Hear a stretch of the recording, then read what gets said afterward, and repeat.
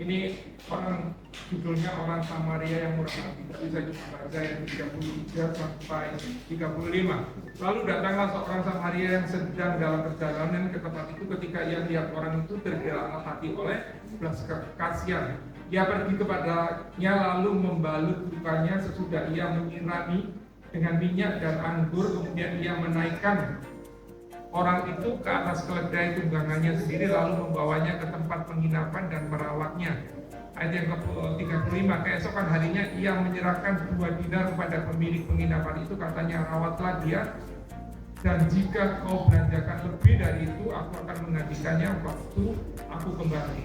Jadi yang pertama di sini sikap hati seorang penabur itu apa? Empati, bukan simpati. Jadi empati, seperti yang saya katakan tadi, orang yang memerlukan itu bukan diomongin, ya, bukan dijadikan bahan omongan, tapi kita tolong, gitu. Kita harus tolong dia.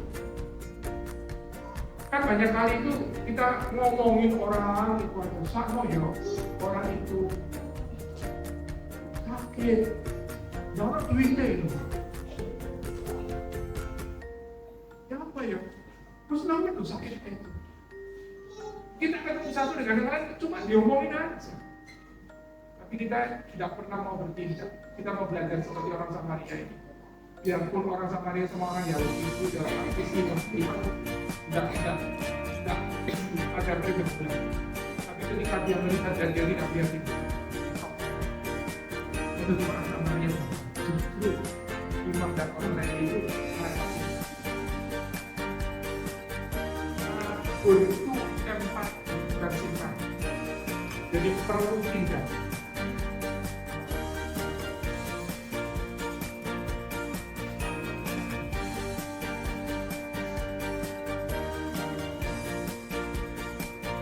Kemudian apa sikap hatinya?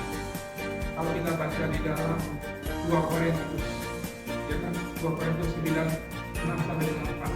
Itu sikap hatinya apa? Rela hati, tidak dengan terpaksa dan sukacita. Ini sikap hati seorang penabur. Rela hati, tidak terpaksa dan sukacita. Jadi tidak ada namanya orang menabur seperti yang saya katakan sedih. Nah itu. Nah kalau engkau menabur dengan seperti itu, Tuhan tidak akan membalas. Dan apa yang kau tabur itu tidak akan pernah terputus. Dengan kerelaan hati, jangan terpaksa. Tidak perlu kalau kita nabur itu dioyak-oyak. Saya nabur. Kita itu adalah begitu nabur. Seperti Tuhan Yesus, ketika dia banyak kita berdoa.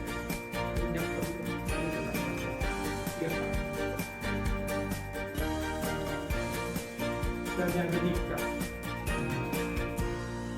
bagaimana sikap seorang penabur itu tidak menyerah, biarpun dia tetap dijahati, tetap berbuat baik.